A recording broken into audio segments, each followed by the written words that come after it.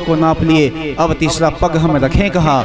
जल्दी बता, यदि तूने समाधान नहीं किया तो मैं तुझे श्राप दे दूंगा। बलि कांप गया, विचार करने लगा कि अब तीसरा पग कहाँ रखूं। तब उसे विचार आया कि मैंने अपना मन भगवान को अर्पण किया है और 2 पग से भगवान ने मेरा धन भी स्वीकार कर लिया। अब तो केवल मेरा तन ही बचा है। क्या बचा है? तन। तन मन धन सब अर्पण। ध्यान दीजिए, भगवान ने बलि से 3 पग भूमि ही क्यों मांगे? 4 भी मांग सकते थे, 2 भी मांग सकते थे, किंतु वे संदेश देना चाहते हैं, वे बताना चाहते हैं कि केवल धन देने से बात नहीं बनेगी, मन भी दे देने से बात नहीं बनेगी। धन के साथ, मन के साथ अपना तन भी सेवा में लगाना पड़ता है। इसीलिए जहाँ धर्म कर्म चल रहा हो वहाँ पर तन से भी सेवा करना चाहिए, केवल धन और मन से बात नहीं बनती। भगवान इशारा करते हैं कि तन अर्पण करो, मन अर्पण करो, धन अर्पण करो, तीनों अर्पण करोगे तब मैं स्वीकार करूंगा।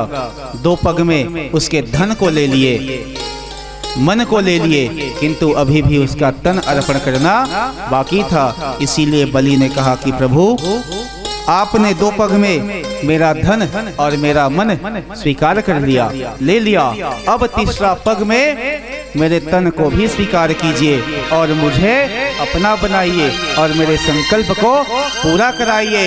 इसीलिए हे भगवान, मैं अपना तन अर्पण करता हूँ और आप तीसरा पग मेरे मस्तक पर धारण कीजिए। और बलि के ऐसे उदार वचन को, ऐसे प्रेम वचन को सुन करके भगवान प्रसन्न हो गए और तीसरा पग बलि के मस्तक पर रख दिए और बलि से कहते हैं कि बलि, मैं तुमसे बहुत प्रसन्न हूँ, मैंने तुम्हारी बड़ी कठिन परीक्षा ली, किंतु तुम धर्मज्ञ हो, धर्मपरायण हो, धर्म के मार्ग से विचलित नहीं हुए, इसीलिए मैं तुम्हें आशीर्वाद देता हूँ, तुम्हें जो चाहिए वह मांग लो। बलि ने कहा, भगवान, यदि आप मुझ पर प्रसन्न हो तो मैं एक ही वरदान चाहता हूँ। क्या? तो कहता है कि मैं आपका नित्य प्रति दर्शन पाता रहूं, दर्शन करता रहूं, आपको नित्य निहारता रहूं। भगवान प्रसन्न हो गए, कहते हैं बलि, धन्य हो, तुम धन्य हो।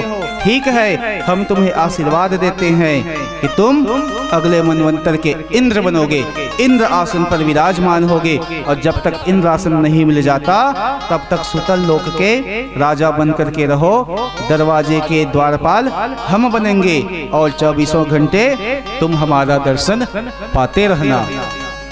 इस प्रकार से बलि ने अपना सर्वस्व भगवान को न्यौछावर किया।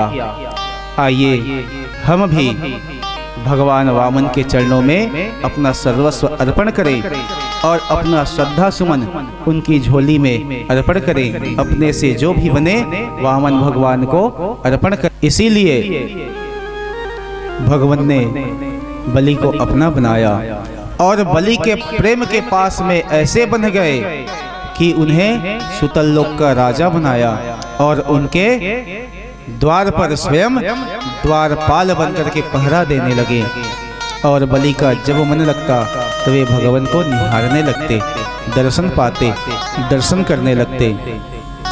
जब भगवान द्वारपाल बन करके अपना